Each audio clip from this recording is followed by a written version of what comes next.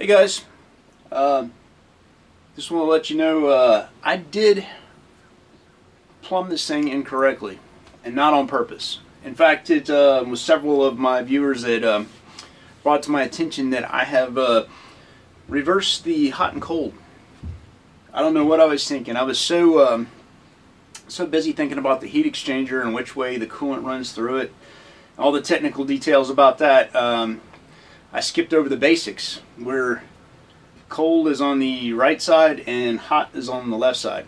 And basically what I did when I was putting this in, I had this little thing, let me show you. This little thing I put in right here after I put the little control valve on there. I put that in there, and I just, without even thinking about it, I just looked at it and said, oh, okay, well, that's hot. That's the hot side. So I went on the other side of the seat. Let me pull it back here. And I blew, just to make sure I had it right, I took this off, and then I blew through the pipe, and then held the valve over to the left side, and verified that, yeah, the hot side, you know, hot water's coming out and all that good stuff. And yeah, I totally messed that up.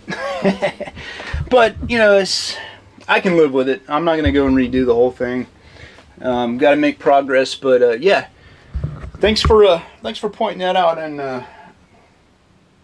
I got so mired down in the details of the heat exchanger and everything, I just totally messed that up. But anyway, I can live with it. I just look at the thing and I'll tell my wife about it. You know, it's not good for somebody who would be handicapped, not be able to see or something, because they probably rely on it always being cold on the right. But anyway, it is what it is. So I'm gonna move forward with what I got and start working on the heat exchanger today.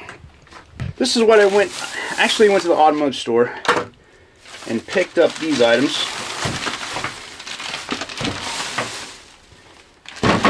Got about $20-something worth of fittings here. Let me go get the heat exchanger too. I'm not positive that that's not 5/8 or 3/4 that I've got under there, but what I figured would be better to go with the big 3/4 inch fittings. Let me see if I can get that. I've got a 5/8, and I know this screws into the heat exchanger, but look how small the hole is right there. And I wanted no restrictions in this flow because I'm putting it in line with the heater core, and I don't want that to be affected by, you know, any kind of backup or anything through the heat exchanger. Even though, you know, pushing that water through the plates is probably going to slow it down a little bit, this will at least eliminate any bottlenecks in the fittings, and also in the hose size, 3/4 inch. And if I need to, I'll neck it down where I connect it into the system. So I'm going to try to make a little progress on this and maybe figure out a way to get the heat exchanger mounted. I may not plumb it into the engine just yet. I want to maybe test the cold side of the water system before I do that, and then finally plumb it into the heating system. I don't know if I'm going to go before the heater core or after the heater core. If I go after the heater core, when you adjust the heat on the dash, it will affect the shower. If I go before the heater core, if you're using the shower, it'll affect the heat coming in the cab, which is less likely, you know, because you're not going to be using those at the same time. But vice versa, if you're trying to take a shower and somebody adjusts the heat up there, you can totally, you know, change the temperature in the shower. So I don't know. I'll see how it works out. This compound, this what do you call this stuff? White joint compound. Withstands high pressure, wide temperature range. It doesn't seem to be drying. That's like a week ago I put that on there, and it's just like gummed up. I don't really like that. I like the Teflon tape better, but don't know which is the right way to go. I was going to get a 90-degree bend, but I just decided to go with the straight ones, and I'll just curve the tubing or try to mount it where, you know, I don't have that problem. I don't know how I'm going to do that, but we'll see.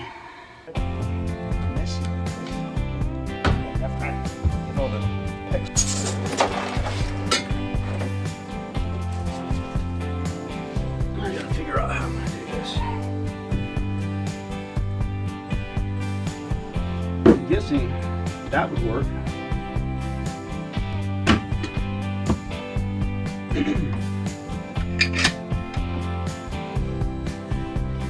That may be the best bet.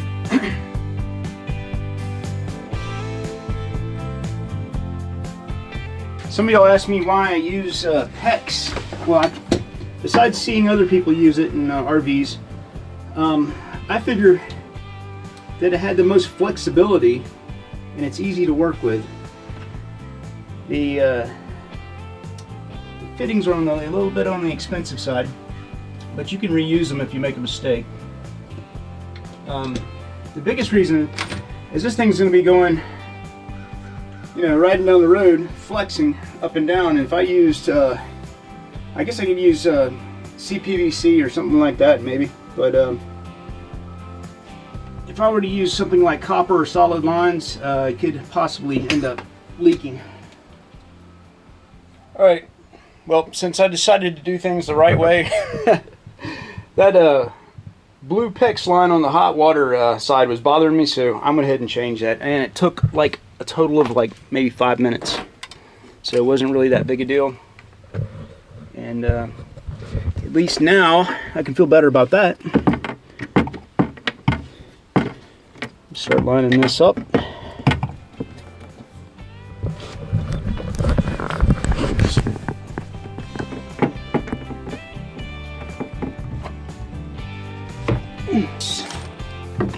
That boy over here.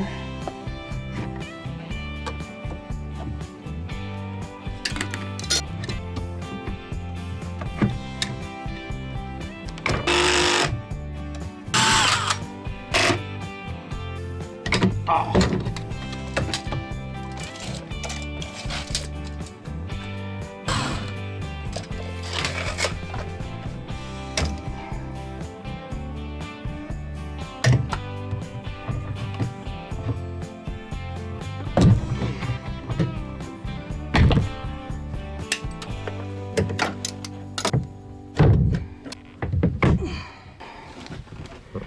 Let's follow the logic on this and see if I have screwed it up. This doesn't belong in there. Okay, we have freshwater supply line, or cold water supply line. Supplies the heat exchanger. Heat exchanger heats up the water. Water's hot. Comes through here. Comes in the hot side, gets mixed with the cold water, and we have 170, 120 degree hot water.